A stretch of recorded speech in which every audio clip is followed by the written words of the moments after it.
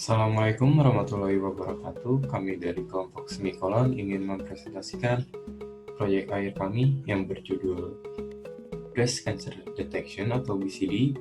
BCD adalah aplikasi sistem pendukung keputusan yang dapat mendeteksi penyakit kanker payudara menggunakan algoritma Naive Bayes. Next. Ya.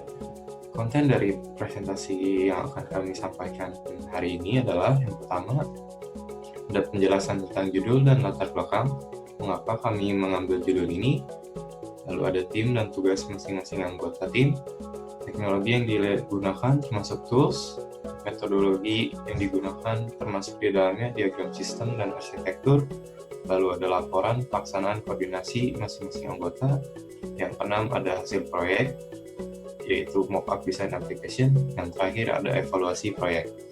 Terakhir, next.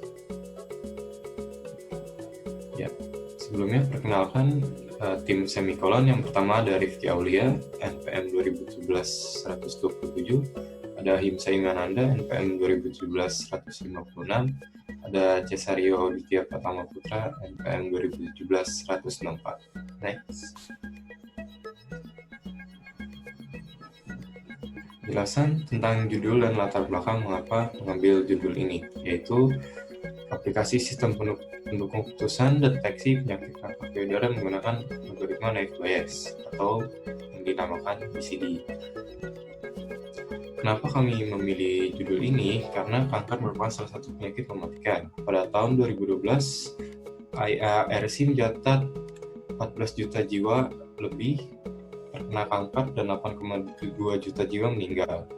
Rujuk data yang dipaparkan Kemenkes per 31 Januari 2019, terdapat angka kanker payudara 42,1 per 100.000 penduduk dengan rata-rata kematian 17 per 100.000 penduduk. Selanjutnya, ada tim dan tugas masing-masing anggota tim. Yang pertama dari Rifki Aulia, itu berperan menentukan metodologi pengerjaan proyek, identifikasi kebutuhan sistem, menentukan manajemen biaya, menentukan UI UX, membuat desain, membuat laporan. Selanjutnya ada Ahimsa Imananda, membuat dokumen, penyusunan sistem, pembuatan ruang lingkup sistem, menentukan manajemen waktu, membuat manajemen komunikasi, dan menentukan UI UX.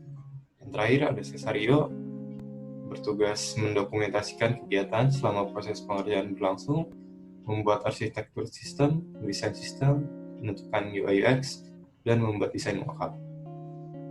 Selanjutnya, teknologi yang digunakan termasuk tools yang digunakan untuk memanajemen kegiatan proyek. Tools utama yang kami gunakan untuk memanajemen proyek yaitu adalah Trello. Trello digunakan untuk memantau proyek yang kami lakukan. Selain itu, kami juga menggunakan Line untuk chatting dan reminder, lalu ada Discord untuk video call dan voice call, lalu ada software untuk mengolah dokumen, Microsoft Office dan Phantom PDF, ada Adobe XD untuk membuat mockup design, Android Studio untuk membuat aplikasi Android, lalu ada Google Play Store. Next. Ya.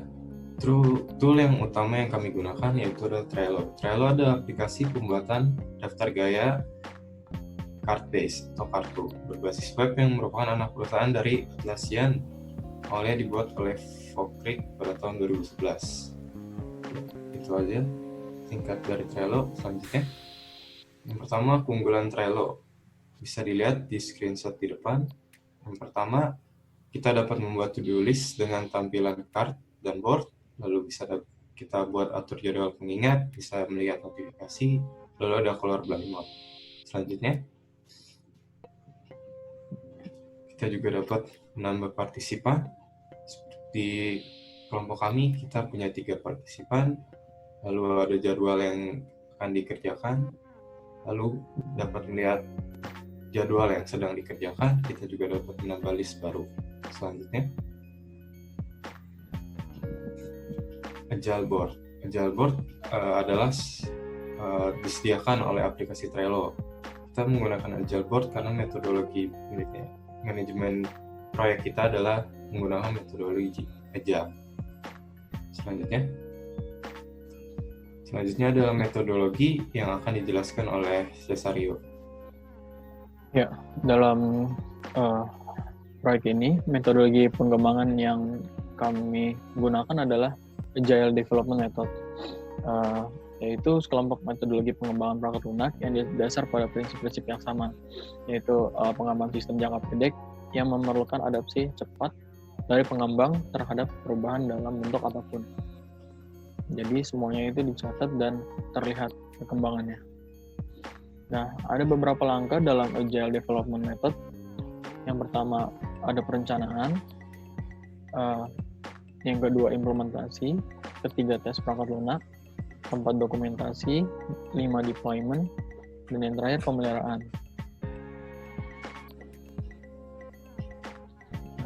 Untuk keuntungan dari Agile Development Method itu sendiri, yaitu pertama menambah produktivitas tim, yang kedua menambah kualitas dari perangkat lunak, yang ketiga menambah kepuasan dari klien, yang keempat menghemat biaya.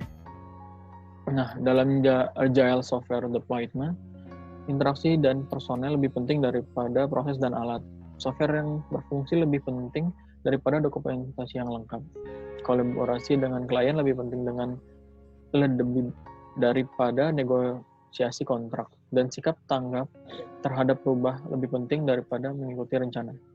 Pada intinya, Agile Development Method sangat membantu para pengembang perangkat lunak dalam melakukan penyerahan produk secara tepat waktu dari suatu tahap operasional perangkat lunak, yaitu pada bagian analisa dan desain. Untuk arsitektur sendiri, kami menggunakan centralized data arsitektur. Nah, pada sistem ini semua proses utama dan fungsi sistem manajemen basis data seperti user application programs dan user interface programs berada secara terpusat di satu komputer berkecepatan dan berkapasitas tinggi atau mainframe. Pengguna mengakses basis data menggunakan terminal komputer. Nah, pada arsitektur ini digunakan komputer mainframe yang menyediakan proses utama seperti fungsinya DBMS, yaitu User Application Programs dan User Interface Program.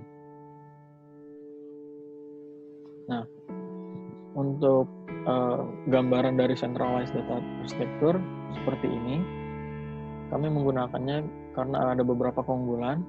Yang pertama, mengurangi data yang berulang atau redundansi data, karena data dikelola dalam satu tempat penyimpanan. Kedua, pengawasan dapat lebih terkontrol, ya karena dalam satu tempat penyimpanan juga. Datanya memiliki integritas yang tinggi, dan yang terakhir datanya lebih konsisten dibandingkan dengan arsitektur yang lain. Nah, di sini terdapat juga use case model survey. Pertama ada tes visual, melihat gejala kanker yang terlihat oleh mata telanjang. Yang kedua tes sentuh, menyentuh payudara untuk merasakan gejala kanker. Yang ketiga melihat informasi gejala-gejala kanker dan mengikuti petunjuk dengan cara melakukan deteksi kanker payudara. Nah, di sini terdapat juga pengingat untuk menyetel pengingat dari tes diri, tes klinik, dan mamogram. Dan ada juga diskusi untuk melakukan diskusi dengan tenaga medis, ahli seperti dokter. Dan terakhir ada maintenance dan repair, perawatan dan perbaikan sistem aplikasi yang digunakan oleh pihak pengembangan secara berkala. Jadi di sini use case-nya pengguna bisa merasakan tes visual, tes sentuh, melihat informasi dan tunjuk, pengingat, dan diskusi. Untuk teknisi, maintenance dan repair, dan untuk tenaga medis itu diskusi saja. Ya. Laporan pelaksanaan dan koordinasi masing-masing anggota. Ya. Untuk pertama ada pencarian referensi data. Nah, sudah direncanakan 2 bulan dan sudah terlaksana dalam waktu 3 bulan 1 minggu. Prosesnya masih dalam tahap pencarian dan sudah dilakukan sekitar 80%.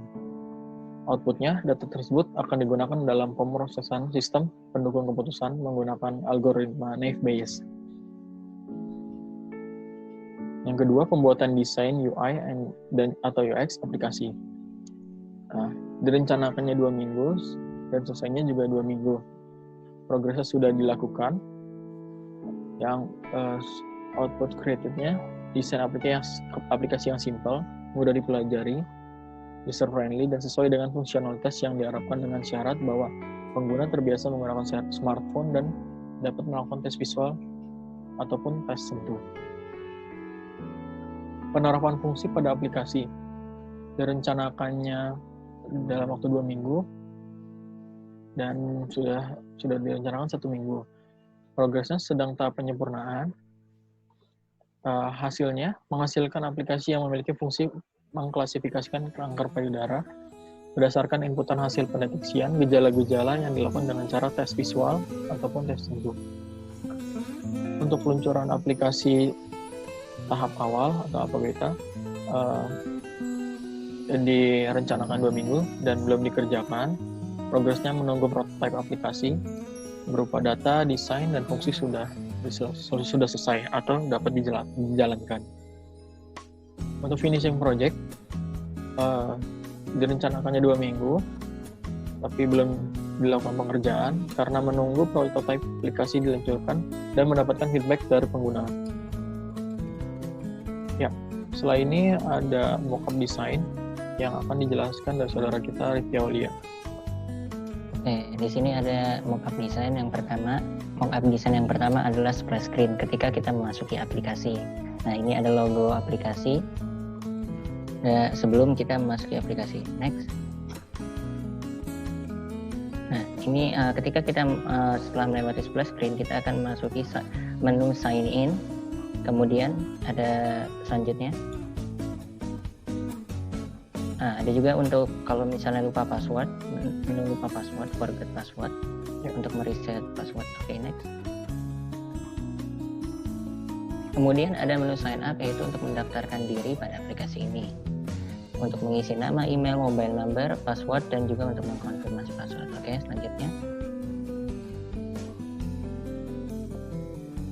Nah, di sini ketika ingin sign up, kita harus memasukkan umur, selanjutnya, dan juga berat badan kita, juga tinggi badan, dan juga gender kita, apakah kita pria, laki-laki. Oke, next. Oke, mockup design, setelah kita melewati tahap-tahap tersebut, kita akan masuk pada tampilan awal. Nah, di sini ada tampilan awal aplikasi BCD, Breast Cancer Detection. Dan kita harus mengklik tombol start untuk memulainya. Next. Nah, di sini ada menu utama. Di dalam menu utama ini ada tes diri, tes klinik, mamogram, dan informasi rumah sakit. Nah, di situ juga di pojok kiri atas itu ada juga navigasi bar yang dapat diklik nantinya. Next. Nah, ketika mengklik navigasi bar akan muncul navigasi bar seperti ini, navigasi drawer seperti ini. Nah, ada di dalam pilihan menunya ada home, pengingat, informasi, diskusi, profile, dan logout. Ada wajah dan juga nama pengguna yang tadi login. Next. Nah, ini ketika kita memilih profil menu pada navigasi drawer, nah akan menampilkan profil dari pengguna atau profil yang sedang menggunakan atau profil kita sendiri. Di dalamnya ada age, umur, golongan darah, dan gender. Ada juga tinggi badan, berat badan, dan hipotesis apakah dia terkena penyakit kanker atau tidak. Oke, next. Nah, di sini lanjutan dari menu utama tadi. Di dalam menu utama itu ada tes diri. Ketika kita mengklik tes diri, ini adalah tampilan awal untuk tes diri. Tes diri yang pertama adalah tes visual, yaitu berdiri di depan kaca yang cukup besar sehingga Anda dapat melihat jelas area payudara secara jelas dan menjawab pertanyaan-pertanyaan berikut. Oke, kita dapat mengklik next di yang kanan. Oke. Nah, ketika kita mengklik next akan tampil tes visual sebagai berikut, yaitu tes visual tahap awal. Sebenarnya ini ada lebih dari satu pertanyaan, tetapi kami hanya menampilkan beberapa pertanyaan. Salah satunya adalah, apakah salah satu payudara Anda lebih rendah dari yang lainnya? Ada klik ya dan klik tidak. Ketika kita mengklik ya, akan muncul ke tahap berikutnya. Next. Nah, ketika kita mengklik ya akan ada yang namanya apa yang Anda rasakan. Nah, ketika Anda sudah mengklik apa yang Anda rasakan, Anda akan dapat menuliskan ketika melakukan tes visual, Anda dapat menuliskan apa yang Anda rasakan ketika melakukannya. Dan datanya akan disimpan sebagai data masukan untuk pengolahan sistem pendukung keputusan. Oke, next. Nah, tes diri yang selanjutnya itu adalah tes sentuh. Tes sentuh adalah yang dilakukan adalah mengangkat tangan kanan Anda dengan tangan kiri, tekan dengan lembut seluruh payudara kanan searah jarum jam dari semua tepi ke arah puting. Ulangi langkah ini untuk payudara kiri dengan lengan kiri di atas, diangkat ke atas. Oke, next. Nah, ini tampilan awal untuk tes sentuh. Pertanyaannya, apakah salah satu payudara Anda lebih rendah dari yang lainnya? Ada klik tidak atau ya? Kalau kita mengkliknya sama yang seperti sebelumnya, dapat kita mengisi apa yang Anda rasakan untuk diproses sistem pendukung keputusan dalam menentukan tingkatan kanker payudara. Next. Nah, di sini ada menu tes klinik, yaitu tes submenu berikutnya dari menu yang sama. Tes klinik di sini ada yang pertama adalah cari dokter, ada cari klinik, ada informasi, ada buat jadwal, ada pengingat, dan juga cari obat. Next. Ya, tes mampu berpindah, cari dokter, cari klinik sama seperti sebelumnya, tetapi ini perbedaannya adalah yang pertama tes diri itu hanya untuk mengetes diri sendiri melakukan, sedangkan tes mammogram ini adalah menggunakan alat. Jadi ada perbedaannya, kalau tes mammogram tesnya menggunakan alat. Oke, next. Oke, kemudian ada mockup desain informasi rumah sakit. Nah, ini adalah kelanjutan dari submenu utama. Ini adalah submenunya, yaitu detail dari informasi rumah sakit. Oke, next. Nah, di sini juga ada informasi untuk mencari dokter spesialis kanker payudaranya apa, lokasinya sedang berada di mana, tanggal, dan juga gendernya. Oke, next.